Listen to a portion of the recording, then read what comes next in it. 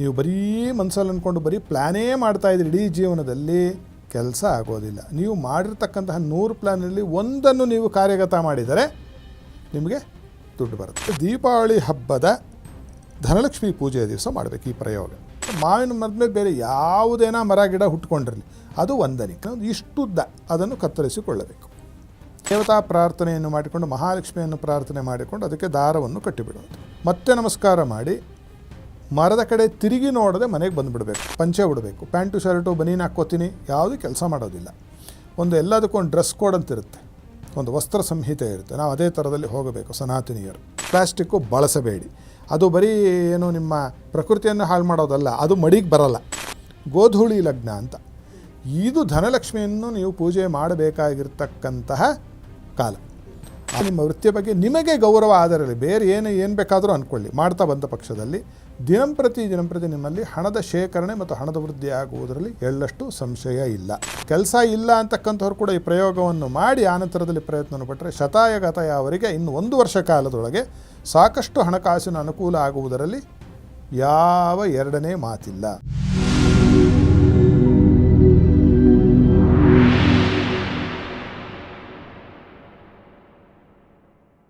ನಮಸ್ಕಾರ ವೀಕ್ಷಕರೇ, ಟಿವಿ ವಿಕ್ರಮ ಹಂಸಧ್ವನಿ ಕಾರ್ಯಕ್ರಮಕ್ಕೆ ಸ್ವಾಗತ. ನಾನು ಶ್ವೇತಾ.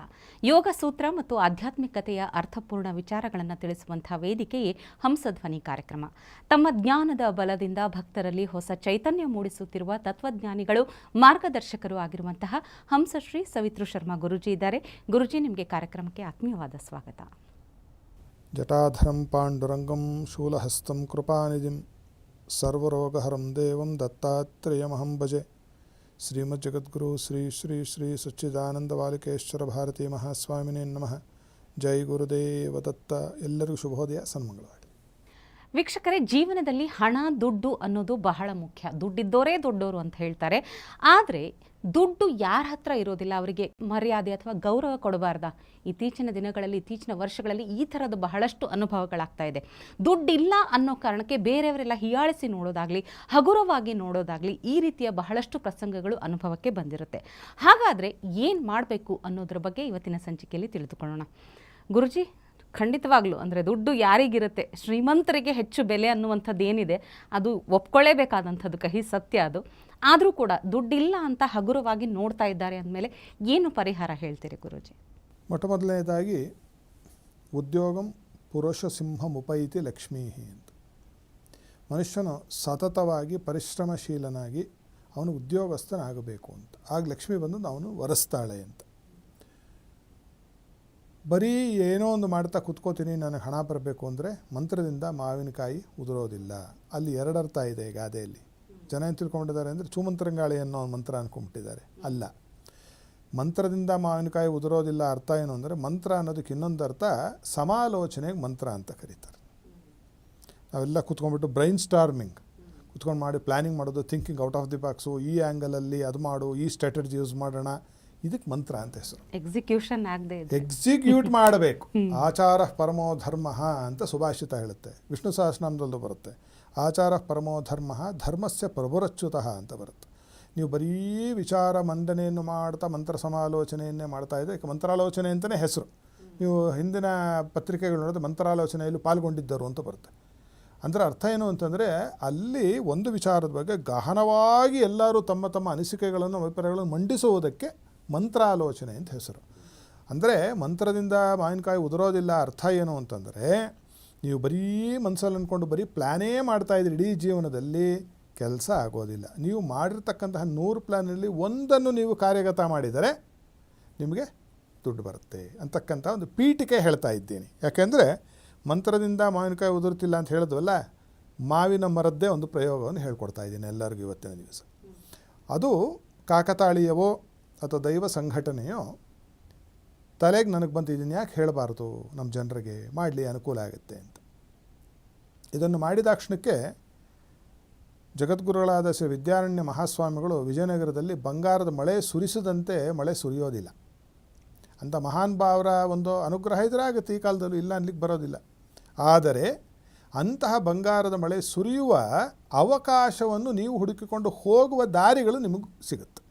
ನೀವು ಹೋಗಿ ನೀವು ಪ್ರಯತ್ನವನ್ನು ಆನಂತರದಲ್ಲಿ ಮಾಡಬೇಕು. ಅಯ್ಯೋ ನೀವು ಹೇಳಿದ್ದು ಮಾಡಿದ್ವಿ ಹಣನೇ ಬರಲಿಲ್ಲ ಅಂದರೆ ಅದು ತಿರುಗದೆ ಮಂತ್ರದಿಂದ ಮಾವಿನಕಾಯಿ ಉದುರುವುದಿಲ್ಲ, ಅದಕ್ಕೆ ಆದಿಯಲ್ಲಿ ಹೇಳಿತ್ತು. ಇದನ್ನು ಮಾಡಬೇಕಾಗಿರೋದು ಯಾವಾಗ ಅಂದರೆ ದೀಪಾವಳಿ ಹಬ್ಬದ ಧನಲಕ್ಷ್ಮಿ ಪೂಜೆಯ ದಿವಸ ಮಾಡಬೇಕು ಈ ಪ್ರಯೋಗ. ತಿರುಗಿ ಇನ್ನು 359 ದಿವಸಗಳು ಇದು ಕೆಲಸಕ್ಕೆ ಬರೋದಿಲ್ಲ, ಅವತ್ತು ಮಾಡಿ ಇಟ್ಕೊಂಡ್ರೆ ಕೆಲಸ. ಅದಕ್ಕಾಗಿಯೇ ಆ ದೀಪಾವಳಿ ಹಬ್ಬದಕ್ಕೆ ಸನ್ನಿವೇಶಕ್ಕೆ ಮುಂಚಿತವಾಗಿ ಇದನ್ನು ತಿಳಿಸಿಬಿಡೋಣ ಅಂತ. ಏನಪ್ಪ ಮಾಡಬೇಕು ಇದಕ್ಕೆ ಅಂದರೆ ಸ್ವಲ್ಪ ಗಿಡಮರಗಳ ಪರಿಚಯ ಬೇಕು ಜನರಿಗೆ. ಮಾವಿನ ಮರ ಎಲ್ಲರಿಗೂ ಗೊತ್ತಿರುತ್ತೆ, ಬಹುಶಃ ಎಲ್ಲರಿಗೂ ಗೊತ್ತಿರುತ್ತೆ. ಆ ಮಾವಿನ ಮರದ ಮೇಲೆ ಬದನಿಕೆ ಅಂತ ಬೆಳೆದಿರುತ್ತೆ. ಅಂದರೆ ಅದರಲ್ಲಿ ಮೇಲುಗಡೆಗೆ ಏನಾಗಿರುತ್ತೆ ಅಂತಂದರೆ ಪರಾವಲಂಬವಾಗಿರ್ತಕ್ಕಂಥ ಬೇರೆ ಒಂದು ಚಿಕ್ಕ ಗಿಡ ಇರುತ್ತೆ. ಪ್ಯಾರಾಸೈಟ್ ಟ್ರೀ ಅಂತ ಕರೀತಾರೆ ಇದಕ್ಕೆ ಪರಾವಲಂಬಿ ವೃಕ್ಷ ಅಂತ ಹೆಸರು ಸಂಸ್ಕೃತದಲ್ಲಿ ಅಥವಾ ಕನ್ನಡದಲ್ಲಿ. ಇದನ್ನು ಸಂಸ್ಕೃತದಲ್ಲಿ ವಂದನಿಕಾ ಅಂತ ಕರೀತಾರೆ. ಬದನಿಕೆ ಅಥವಾ ಬಂದನಿಕೆ ಅಂತ ಕೂಡ ಕನ್ನಡದಲ್ಲಿ ಕರೀತಾರೆ. ಮಾವಿನ ಮರ ಇರುತ್ತೆ, ಮಾವಿನ ಮರದ ಮೇಲೆ ಬೇರೆ ಯಾವುದೇನೋ ಮರ ಗಿಡ ಹುಟ್ಕೊಂಡಿರಲಿ, ಅದು ವಂದನಿಕ. ಇದು ನೀವು ಮನೆಗೆ ತೆಗೆದುಕೊಂಡು ಬರಬೇಕು. ಹೇಗೆ?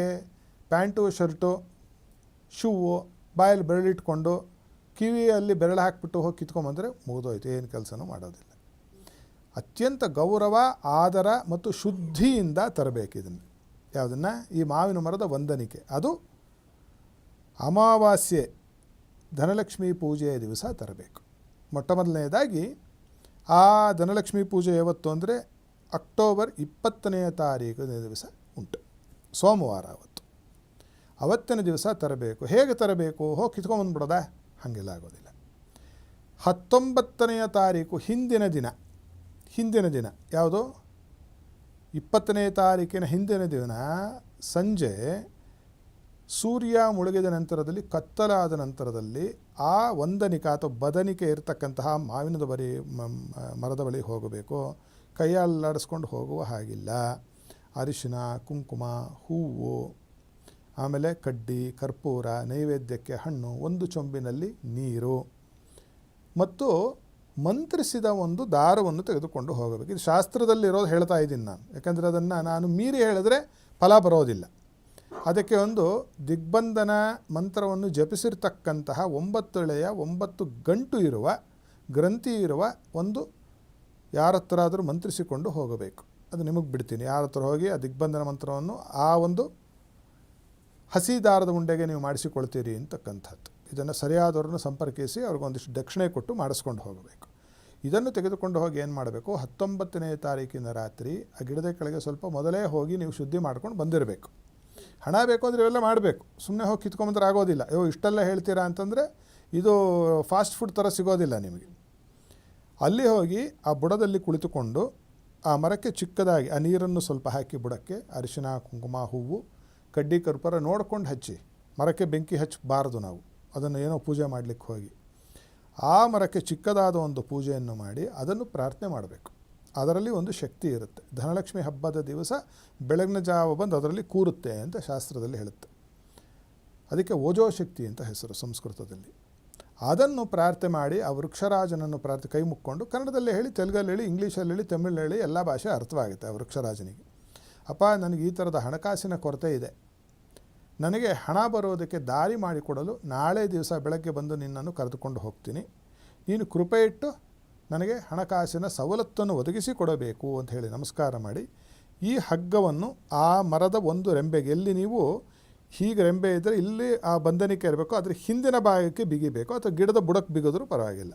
1 ಸುತ್ತು, 3 ಸುತ್ತು, ಅಥವಾ 5 ಸುತ್ತು, ಅಥವಾ 7 ಸುತ್ತು, ಅಥವಾ 9 ಸುತ್ತು ಆ ದಾರವನ್ನು ಸುತ್ತಿ ದೇವತಾ ಪ್ರಾರ್ಥನೆಯನ್ನು ಮಾಡಿಕೊಂಡು, ಮಹಾಲಕ್ಷ್ಮಿಯನ್ನು ಪ್ರಾರ್ಥನೆ ಮಾಡಿಕೊಂಡು ಅದಕ್ಕೆ ದಾರವನ್ನು ಕಟ್ಟಿಬಿಡೋದು. ಮತ್ತೆ ನಮಸ್ಕಾರ ಮಾಡಿ ಮರದ ಕಡೆ ತಿರುಗಿ ನೋಡದೆ ಮನೆಗೆ ಬಂದುಬಿಡಬೇಕು. ಹಿಂದೆ ಯಾರೋ ನಿಮ್ಮ ಹೆಸರು ಕೂಗದೆ, ಸುಮಾರು ಜನ ಅನುಭವಕ್ಕೆ ಬಂದಿರತಕ್ಕಂಥದ್ದು. ಅಥವಾ ಯಾರೋ ಕರೆದಂಗೆ ಆಗೋದು, ತಿರುಗಿ ನೋಡೋದು ಯಾವುದೇ ಕಾರಣಕ್ಕೆ ಮಾಡಬಾರ್ದು. ಮಾಡಿದ್ರೆ ಅದು ಮುಗಿದೋಯ್ತು, ಕೆಲಸ ಮಾಡೋದಿಲ್ಲ, ಅದಕ್ಕೆ ಭಂಗ ಆದಂಗೆ. ಬಂದ ನಂತರದಲ್ಲಿ ಮರುದಿವಸ 20ನೇ ತಾರೀಕು ಬೆಳಗಿನ ಜಾವ ಸೂರ್ಯೋದಯಕ್ಕೆ ಪೂರ್ವದಲ್ಲಿ, ಸೂರ್ಯೋದಯ ಸೂರ್ಯ ಹುಟ್ಟಿದಾಗ ಅರುಣೋದಯ ಬೆಳ್ಳಗೆ ಆಗಿರಬಾರ್ದು, ದಿನ ಕತ್ತಲೇ ಇರಬೇಕು.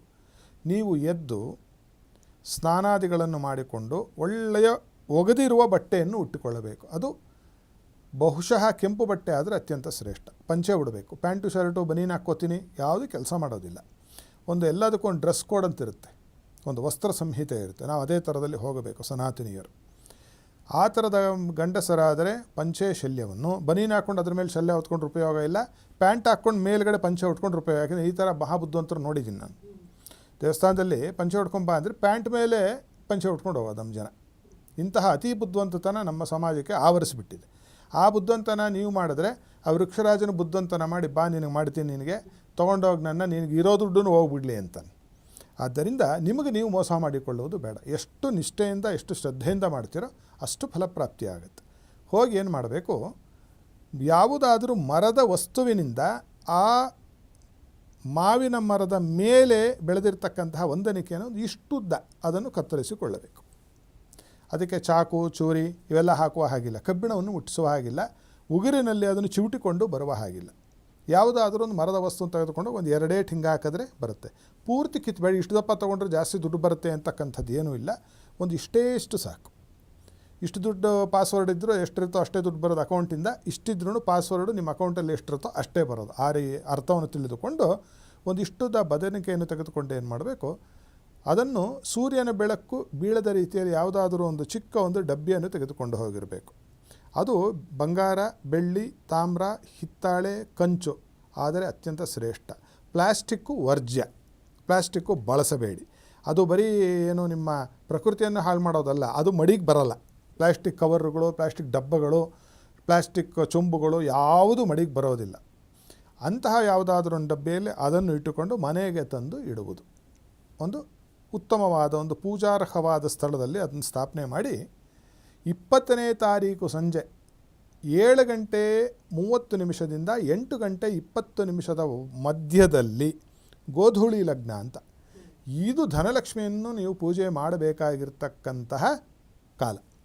ಆ ಡಬ್ಬಿಯನ್ನಿಟ್ಟು ಲಕ್ಷ್ಮೀದೇವಿಯನ್ನು ಒಂದು ನೀವು ಕಲಶ ಇಡೋ ಪದ್ಧತಿ ಇದ್ರಿ, ಇಲ್ಲಾಂದರೆ ಆ ಡಬ್ಬಿಯಲ್ಲೇ ಲಕ್ಷ್ಮೀದೇವಿಯನ್ನು ಆವಾಹನೆ ಮಾಡ್ತಾಯಿದ್ದೀನಿ, ತೆಗಿಯಕ್ಕೆ ಹೋಗಬಾರ್ದು. ಮತ್ತೆ ಯಾವುದೇ ಕಾರಣಕ್ಕೂ ಇನ್ನದನ್ನು ತೆಗೆದು ಪಕ್ಕದ ಮನೆಯವ್ರಿಗೆ ತೋರಿಸೋದು, ಸುರೇಶ ಬಾರೋ ನೋಡಿ ಏನು ತಂದಿದ್ದೀನಿ ಅಂತ ತೋರಿಸೋದು, ಇವೆಲ್ಲ ಮಾಡಬಾರ್ದು. ನೀವು ಅದನ್ನು ಮುಚ್ಚಿಟ್ರೆ ಮತ್ತೆ ನೀವೇ ನೋಡುವ ಹಾಗಿಲ್ಲ.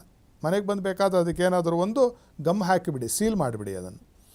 ಆ ಒಂದು ಡಬ್ಬಿಯಲ್ಲಿ ಶ್ರೀಮನ್ ಮಹಾಲಕ್ಷ್ಮಿಯ ನಿವಾಸವಿದೆ ಅಂತಕ್ಕಂತಹ ಇಂಗಿತದಿಂದ ನಿಮಗೆ ಎಷ್ಟು ಸಾಧ್ಯವೋ ಅಷ್ಟು ವಿಭವದಿಂದ ಪೂಜೆ ಪುನಸ್ಕಾರವನ್ನು ಮಾಡಿ ಮನೆಗೆ ಒಂದು ಕನಿಷ್ಠ 5 ಜನ ಮುತ್ತೈದೆಯರನ್ನು ಕರೆದು ಅವರಿಗೆ ಬಳೆ, ಬಿಚ್ಚೋಲೆ, ಕಾಡಿಗೆ, ಬಾಚಣಿಗೆ, ಎಣ್ಣೆ, ಸೀರೆ, ಕುಪುಸದ ಬಟ್ಟೆ, ಪೌಡ್ರು, ಪಫ್ಫು, ಪರ್ಫ್ಯೂಮು, ನೈಲ್ ಪಾಲಿಶು, ಗೆಜ್ಜೆಗಳು ಏನೇನು ಕೊಡೋಕ್ಕೆ ನಿಮಗೆ ಶಕ್ತಿ ಇದೆಯೋ ಅಷ್ಟನ್ನು ಕೊಟ್ಟು ಅವರ ಆಶೀರ್ವಾದವನ್ನು ಪಡೆಯುವುದು. 5 ಜನ ಮುತ್ತೈದೆ. ಇದನ್ನು ಮಾಡಿ ಆ ಡಬ್ಬಿಯನ್ನು ಏನು ಮಾಡಿ ನೀವು ಹಣವಿಡುವ ಸ್ಥಳದಲ್ಲಿ ಅಥವಾ ಪೂಜೆಯ ಮನೆಯಲ್ಲೇ ಭದ್ರವಾಗಿ ಇಟ್ಬಿಡಿ. ಪ್ರತಿನಿತ್ಯ ಅದನ್ನು ಪ್ರಾರ್ಥನೆ ಮಾಡಿ ಮಹಾಲಕ್ಷ್ಮಿ ಅಷ್ಟಕವನ್ನು ಹೇಳೋದು. ಆಮೇಲೆ ಇಲ್ಲೂ ಅದು ದೀಪಾವಳಿ ಧನಲಕ್ಷ್ಮಿ ಹಬ್ಬದ ದಿವಸ ಮಹಾಲಕ್ಷ್ಮಿ ಅಷ್ಟಕ ಹೇಳಿ 8 ಬಾರಿ ಹೇಳಿ ಮಹಾಲಕ್ಷ್ಮಿ ಅಷ್ಟಕವನ್ನು. ಈ ರೀತಿಯಾಗಿ ಮಾಡ್ತಾ ಬರೋದು. ಶುಕ್ರವಾರದ ದಿವಸ ಬಿಲ್ವಪತ್ರೆಯಿಂದ ಆ ಡಬ್ಬಿಗೆ ಲಕ್ಷ್ಮಿಯ ಅಷ್ಟೋತ್ತರದ ಪೂಜೆಯನ್ನು ಮಾಡ್ತಾ ಬನ್ನಿ. ಪ್ರಕೃತಿ ಏನು ಮಹಾ, ವಿಕೃತಿ ಏನು ಮಹಾ, ವಿದ್ಯಾ ಏನು ಮಹಾ ಅಂತ ಅಷ್ಟೋತ್ತರವನ್ನು ಮಾಡ್ತಾ ಬರೋದು. ಇದನ್ನು ಮಾಡ್ತಾ ಬಂದು ನಿಮ್ಮ ಪ್ರಯತ್ನವನ್ನು ಬಿಡಬೇಡಿ. ಇನ್ನಾಯ್ತಲ್ಲ, ಮುಗೀತು, ನಮಗೆ ದುಡ್ಡು ಬರೋ ಥರ ಹೇಳ್ಬಿಟ್ಟಿದ್ದಾರೆ ಗುರುಗಳು, ಇನ್ನು ಮುಗೀತು ಅಂತಂದರೆ ಇರೋದು ಹೋಗುತ್ತೆ. ಕೂತು ತಿಂದವನಿಗೆ ಕುಡಿಕೆ ಹೊನ್ನು ಸಾಲದು ಅಂತ ನಾನು ಸುಮಾರು ಸತಿ ಹೇಳಿದ್ದೀನಿ. ಇದನ್ನು ಮಾಡುವುದರಿಂದ ಏನಾಗುತ್ತೆ ಅಂದರೆ ನಿಮಗೆ ಹಣ ದುಡಿಯುವುದಕ್ಕೆ ಸಾಕಷ್ಟು ಅವಕಾಶಗಳು ನಿಮ್ಮನ್ನು ಹುಡುಕಿಕೊಂಡು ಬರುತ್ತೆ. ಅಂಥ ಹುಡುಕಿಕೊಂಡು ಬಂದಂತಹ ಕೆಲಸವನ್ನು ನೀವು, ಇದು ಅಮ್ಮನವರು ಕೊಟ್ಟಂತಹ ಪ್ರಸಾದ, ವೃತ್ತಿ ದೇವರು ಅಂತ ಹೇಳುತ್ತೆ, ಸಪ್ತಶತಿ ಹೇಳುತ್ತೆ. ಪುರಾಣ ಮಾರ್ಕಾಂಡ್ಯ ಪುರಾಣದ ಭಾಗವಾಗಿರ್ತಕ್ಕಂತಹ ಸಪ್ತಶತಿಯಲ್ಲಿ ಯಾದೇವಿ ಸರ್ವಭೂತೇಶು ವೃತ್ತಿರೂಪೇಣ ಸಂಸ್ಥಿತ ಅಂತ ಹೇಳುತ್ತೆ. ವೃತ್ತಿರೂಪದಲ್ಲಿರ್ತಕ್ಕಂತಹವಳು ಸಾಕ್ಷಾತ್ ಅಮ್ಮನವರಾಗಿದ್ದಾಳೆ. ಆದ್ದರಿಂದ ನಿಮ್ಮ ವೃತ್ತಿಯನ್ನು ಗೌರವಿಸಿ, ಅದರಲ್ಲಿ ಏನು ಮೇಲು ಕೀಳು ಏನೂ ಇಲ್ಲ. ಕಸ ಹೊಡೆಯೋ ಕೆಲಸನ ಉತ್ತಮವಾದ ಕೆಲಸ. ಕಸ ಹೊಡೆದಿದ್ದರೆ ಗತಿಯೇ ನಮ್ಮದೆಲ್ಲನೂ ನಾಶನಾಗಿ ಹೋಗ್ತೀವಿ ಅಲ್ವಾ. ಇಡೀ ಊರು ತುಂಬ ಗಲೀಜು ಎದ್ದು ಹೋಗುತ್ತೆ. ಯಾವ ಮಿನಿಸ್ಟ್ರು ಕೆಲಸಕ್ಕೆ ಬರ್ದವನಂಗೆ ಆಗೋಗ್ತಾನೆ. ಆದ್ದರಿಂದ ಅದರ ಬಗ್ಗೆ, ನಿಮ್ಮ ವೃತ್ತಿಯ ಬಗ್ಗೆ ನಿಮಗೆ ಗೌರವ ಆದರಲ್ಲಿ ಬೇರೆ ಏನು ಬೇಕಾದರೂ ಅಂದ್ಕೊಳ್ಳಿ. ಮಾಡ್ತಾ ಬಂದ ಪಕ್ಷದಲ್ಲಿ ದಿನಂಪ್ರತಿ ನಿಮ್ಮಲ್ಲಿ ಹಣದ ಶೇಖರಣೆ ಮತ್ತು ಹಣದ ವೃದ್ಧಿ ಆಗುವುದರಲ್ಲಿ ಎಳ್ಳಷ್ಟು ಸಂಶಯ ಇಲ್ಲ. ಕೆಲಸ ಮಾಡೋರಿಗೆ ದುಡ್ಡು ಇಲ್ಲ ಅಂತಂದ್ರೂ ಕೂಡ ಈ ಪ್ರಯೋಗವನ್ನು ಮಾಡಬಹುದು. ಕೆಲಸ ಇಲ್ಲ ಅಂತಕ್ಕಂಥವ್ರು ಕೂಡ ಈ ಪ್ರಯೋಗವನ್ನು ಮಾಡಿ ಆನಂತರದಲ್ಲಿ ಪ್ರಯತ್ನವನ್ನು ಪಟ್ಟರೆ ಶತಾಯಗತಾಯ ಅವರಿಗೆ ಇನ್ನು 1 ವರ್ಷ ಕಾಲದೊಳಗೆ ಸಾಕಷ್ಟು ಹಣಕಾಸಿನ ಅನುಕೂಲ ಆಗುವುದರಲ್ಲಿ ಯಾವ ಎರಡನೇ ಮಾತಿಲ್ಲ. ಆದರೆ ಇಲ್ಲಿ ನಿಮ್ಮ ಪ್ರಯತ್ನವನ್ನು, ನಿಮ್ಮ ಉದ್ಯೋಗವನ್ನು ಮತ್ತೊಮ್ಮೆ ಒತ್ತಿ ಹೇಳ್ತಾ ಇದ್ದೀನಿ, ಮಾಡ್ತಕ್ಕಂಥದ್ದು ಅತ್ಯಂತ ಅವಶ್ಯಕವಾಗಿದೆ. ಅದನ್ನು ನಿಮಗೆ ತಂದು ಕೊಡ್ತಕ್ಕಂತಹ ಜವಾಬ್ದಾರಿ ಧನಲಕ್ಷ್ಮಿಯದ್ದು. ಅದನ್ನು ಸಂಪಾದನೆ ಮಾಡಿ ಹಣವನ್ನು ಉಳಿಸಿಕೊಳ್ತೀರಾ, ಅದನ್ನು ಬೆಳೆಸಿಕೊಳ್ತೀರಾ, ಹಾಳು ಮಾಡಿಕೊಳ್ತೀರಾ ಅಂತಕ್ಕಂಥದ್ದು ನಿಮಗೆ ಬಿಟ್ಟಿರ್ತಕ್ಕಂತಹ ಒಂದು ಕರ್ಮ ಸ್ವಾತಂತ್ರ್ಯವಾಗಿದೆ. ಆದ್ದರಿಂದ ಭಾಳ ಜೋಪಾನವಾಗಿ ಈ ಪ್ರಯೋಗವನ್ನು ಮಾಡಿದ್ದೇ ಆದರೆ ನಿಮಗೆ ನೀವೇ ಮಾಡ್ಕೋಬೇಕು, ಬೇರೆಯವ್ರಿಗೆ ಮಾಡೋಕ್ಕೆ ಬರಲ್ಲ. ಇದು 3 ಜನಕ್ಕೆ ತಂದುಬಿಡೋಣ, ಮನೇಲಿ 3 ಜನ ಅಣ್ತೊಂಬಂದಿದ್ದೀವಿ, ಈ ಥರದ್ದೆಲ್ಲ ಬುದ್ಧಿವಂತನ ಬೆಳೆಸಿದ್ರೆ ಬರೋದಿಲ್ಲ. ಆಮೇಲೆ ಒಂದೇ ಮರದಲ್ಲಿ 3 ಜನ ತರೋ ಹೋಗಿಲ್ಲ, ಅದೊಂದು ಎಚ್ಚರಿಕೆ. ಒಂದು ಮರ ಒಬ್ಬರ ಕೆಲಸಕ್ಕೆ ಅಷ್ಟೇ ಬರೋದು, ಮುಗಿದೋಯ್ತು. ಇನ್ನೊಂದು ಮರವನ್ನು ಇನ್ನೊಬ್ಬ ಹುಡುಕೋಬೇಕು. ಯಾಕೆ ಇದನ್ನು ಮೊದಲೇ ಹೇಳ್ತಾ ಇದ್ದೀವಿ ಅಂದರೆ, ಇನ್ನೊಂದು 2-3 ದಿನ ಕಾಲದಲ್ಲಿ ಹುಡುಕಿ ಈ ಥರದ್ದು ಸಿಗುತ್ತೆ. ಅದು ಪಾರ್ಕಲ್ಲಿರೋದು, ಜಾಸ್ತಿ ಜನ ಮುಟ್ಟಿರೋದು, ದೇವಸ್ಥಾನದ ಒಳಭಾಗದಲ್ಲಿರ್ತಕ್ಕಂಥದ್ದು, ಪ್ರಾಕಾರದಲ್ಲಿ, ಸ್ಮಶಾನದಲ್ಲಿರ್ತಕ್ಕಂಥದ್ದು ಕೆಲಸಕ್ಕೆ ಬರುವುದಿಲ್ಲ ಈ ವೃಕ್ಷಗಳು. ಅದು ಕಾರ್ಪೊರೇಷನ್ ಪಾರ್ಕ್ ಇತ್ತು, ಅಲ್ಲಿ ಬೆಳೆದಿದೆ, ಬರೋದಿಲ್ಲ. ಜನಸಂಚಾರ ಕಡಿಮೆ ಇರುವ ಸ್ಥಳದಲ್ಲಿ ಹುಡುಕಿ. ಇನ್ನೊಂದು ಎಚ್ಚರಿಕೆಯ ಮಾತು, ಇದೆಲ್ಲೋ ಹೋಗಿ ಕಾಡು ಮೇಡಿನಲ್ಲಿ ತರ್ತೀನಿ ಅಂತ ಹೋಗಿ ನಿಮಗೆ ಆಪತ್ತು ದಯವಿಟ್ಟು ತಂದುಕೊಳ್ಳಬಾರದು. ಆ ಥರ ಮಾಡಿಕೊಂಡ್ರೆ ನಾವು ಜವಾಬ್ದಾರರಲ್ಲ. ಶಾಸ್ತ್ರದಲ್ಲಿರ್ತಕ್ಕಂಥದ್ದನ್ನು ಪ್ರತಿಪಾದನೆ ಮಾಡ್ತಾ ಇದ್ದೀವಿ. ಇದರ ಬಗ್ಗೆ ಜವಾಬ್ದಾರಿಯನ್ನು, ನಿಮ್ಮ ಜೋಪಾನವನ್ನು ನೀವು ನೋಡಿಕೊಳ್ಳಬೇಕು. ಯಾಕಂದರೆ ಹೇಳಬೇಕು ನಾವು, ಇದನ್ನೆಲ್ಲೋ ಇದೆ ಅಂತ ಹೆಂಗೆ ಪೆದ್ದಾಗಿ ಕತ್ತಲ್ಲೋಗಿ ಬಿದ್ದು ಕೈಕಾಲು ಮುರ್ಕೊಂಡು ಬಂದು ಆಮೇಲೆ ನಮ್ಮನ್ನು ದೂರತಕ್ಕಂಥದ್ದು ದಯವಿಟ್ಟು ಮಾಡಬೇಡಿ. ನಿಮ್ಮ ಜೋಪಾನ ನಿಮ್ಮ ಕೈಯಲ್ಲಿ ಇಟ್ಟುಕೊಂಡು ಮೈಯೆಲ್ಲ ಕಣ್ಣಾಗಿ ಕಿವಿಯಾಗಿ ಈ ಕೆಲಸವನ್ನು ಮಾಡಿದ್ದೆ ಆದರೆ ಮಹಾಲಕ್ಷ್ಮಿ ಅನುಗ್ರಹ ನಿಮ್ಮದಾಗುತ್ತೆ. ಮತ್ತು ಜನರು ನಿಮಗೆ ಕೆಲಸಕ್ಕೆ ಬರದೇ ಇರೋರು ಅಂತಕ್ಕಂಥವ್ರು ಕೆಲಸಕ್ಕೆ ಬರ್ತಾ ಇದ್ದಾರಲ್ಲ ಇವರು ಅಂತ ಹೇಳಿ ನಿಮ್ಮ ಕಡೆ ಬಹಳ ಪ್ರಶಂಸನೀಯವಾದ ಒಂದು ಭಾವನೆ ನೋಡ್ತಕ್ಕಂತಹ ಒಂದು ಫಲಪ್ರಾಪ್ತಿ ನಿಮ್ಮದಾಗುತ್ತೆ. ಖಂಡಿತ ಗುರುಜಿ. ಈಗ ಬಹಳಷ್ಟು ಜನರಿಗೆ ಅನುಭವಕ್ಕೆ ಬಂದಿರುತ್ತೆ, ಅಂದರೆ ತಾವು ಮಾಡಬೇಕಾದಂತಹ ಕೆಲಸ ಶ್ರದ್ಧಾಪೂರ್ವಕ ಎಲ್ಲ ಮಾಡಿರ್ತಾರೆ, ಆದರೂ ಕೂಡ ದುಡ್ಡು ಅನ್ನೋದು ಕೈಗೆ ಬರ್ತಾ ಇಲ್ಲ, ಅಥವಾ ಬಂದಿದ್ದ ದುಡ್ಡು ಕೈಯಲ್ಲಿ ಉಳಿತಾ ಇಲ್ಲ ಅನ್ನುವಂಥದ್ದು ಅನುಭವ ಆಗಿರುತ್ತೆ. ಅದರ ಜೊತೆಗೆ ಅಂದರೆ ಪ್ರಯತ್ನ ಪರಿಶ್ರಮದ ಜೊತೆಗೆ ತಾವು ಸೂಚಿಸಿದಂತಹ ಪರಿಹಾರವನ್ನು ಮಾಡಿದಲ್ಲಿ ಖಂಡಿತ ಅವಕಾಶ ಸಾಧ್ಯತೆ ಎರಡೂ ಕೂಡ ಹೆಚ್ಚಾಗುತ್ತೆ. ಖಂಡಿತ ಧನ್ಯವಾದಗಳು ಗುರುಜಿ. ಸಮಸ್ತ ಸನ್ಮಂಗಳ ಅನುಭವ. ವೀಕ್ಷಕರೇ, ಹಣ ಗಳಿಕೆಯ ಬಗ್ಗೆ ನಿಮ್ಮಲ್ಲೂ ಕೂಡ ಪ್ರಶ್ನೆ ಸಂಶಯಗಳಿದ್ದಲ್ಲಿ ಸ್ಕ್ರೀನ್ ಮೇಲೆ ಇರುವಂಥ ನಂಬರನ್ನು ಕಾಂಟ್ಯಾಕ್ಟ್ ಮಾಡಿ ಗುರುಜಿಗಳನ್ನು ನೇರವಾಗಿ ಸಂಪರ್ಕಿಸಿ ಉತ್ತರವನ್ನು ಕಂಡುಕೊಳ್ಬಹುದು. ದುಡ್ಡು ಬರುತ್ತೆ ಅಂದರೆ ಯಾರು ಬೇಡ ಅನ್ನೋದುಂಟಾ? ಹಾಗಾದರೆ ದುಡ್ಡು ಬರೋದಕ್ಕೆ, ಹಣ ಗಳಿಕೆ ಮಾಡೋದಕ್ಕೆ ನಿಮ್ಮ ಪ್ರಯತ್ನ ಪರಿಶ್ರಮದ ಜೊತೆಗೆ ಗುರೂಜಿ ಸೂಚಿಸಿದಂತಹ ಪರಿಹಾರವನ್ನು ಅನುಸರಿಸಿದಲ್ಲಿ ಹಣ ಗಳಿಕೆಯ ಅವಕಾಶ ಸಾಧ್ಯತೆಗಳು ಹೆಚ್ಚಾಗುತ್ತೆ ಅಂತ ಹೇಳ್ತಾ ಇವತ್ತಿನ ಸಂಚಿಕೆ ಮುಗಿಸ್ತಾ ಇದ್ದೀವಿ. ನಮಸ್ಕಾರ. ಟಿವಿ ವಿಕ್ರಮ, ದೇಶ ನಿಮ್ಮ ಕೈಯಲ್ಲಿ. ಈ ಕಾರ್ಯಕ್ರಮ ನಿಮಗೆ ಇಷ್ಟ ಆಗಿದ್ದಲ್ಲಿ ಲೈಕ್, ಶೇರ್ ಹಾಗೂ ಕಮೆಂಟ್ ಮಾಡಿ. ಟಿವಿ ವಿಕ್ರಮದ ಕಾರ್ಯಕ್ರಮಗಳನ್ನು ನಿರಂತರವಾಗಿ ವೀಕ್ಷಿಸಲು ಸಬ್ಸ್ಕ್ರೈಬ್ ಮಾಡಿ, ಬೆಲ್ ಐಕನ್ ಒತ್ತಿ.